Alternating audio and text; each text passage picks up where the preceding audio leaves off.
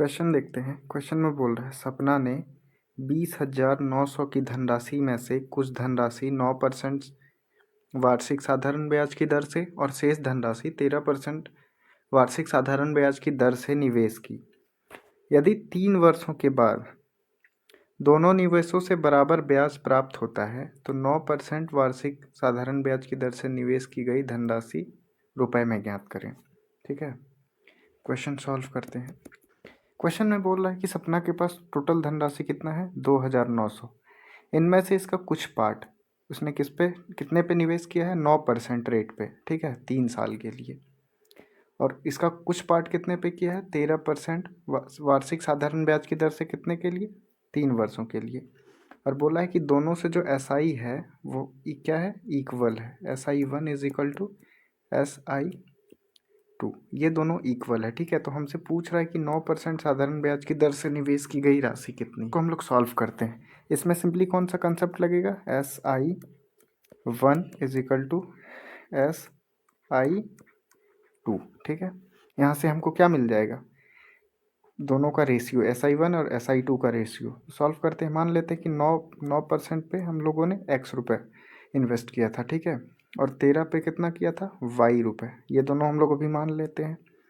तो X का यहाँ कितना हो जाएगा रेट 9% है और टाइम 3, तो 9 × 3 ये हो गया SI1। और ये किसका इक्वल है 13%, यानी कि Y का 13% × 3 ईयर। ठीक है, अब यहाँ से हम इन दोनों का रेशियो लेंगे।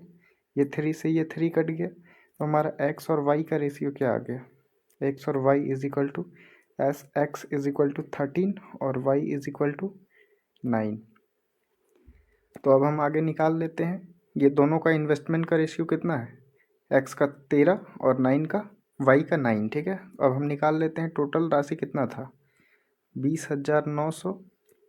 और ये टोटल कितने पार्ट का मान हो जाएगा 13 + 9। इन दोनों को जोड़ के डिवाइड करना है और हमको निकालना कितना है 9%। 9% वाला ये X रुपये हम लोग इन्वेस्ट किए थे वो अब निकालना है। तो यहाँ 9 + 13 कितना हो जाएगा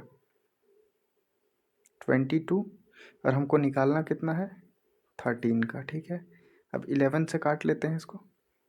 11 1 जा 11 9 जा 00। ठीक है, 11 2 जा 2 से इसको डिवाइड करेंगे 2 9 जा 2 5 जा 0। ठीक है, अब हमारा टोटल आंसर कितना आ जाएगा 950 × 13। ठीक है, इसको मल्टीप्लाई करके लिख लेते हैं 0 5 हाथ में बचेगा 6 रुपये। Option number A।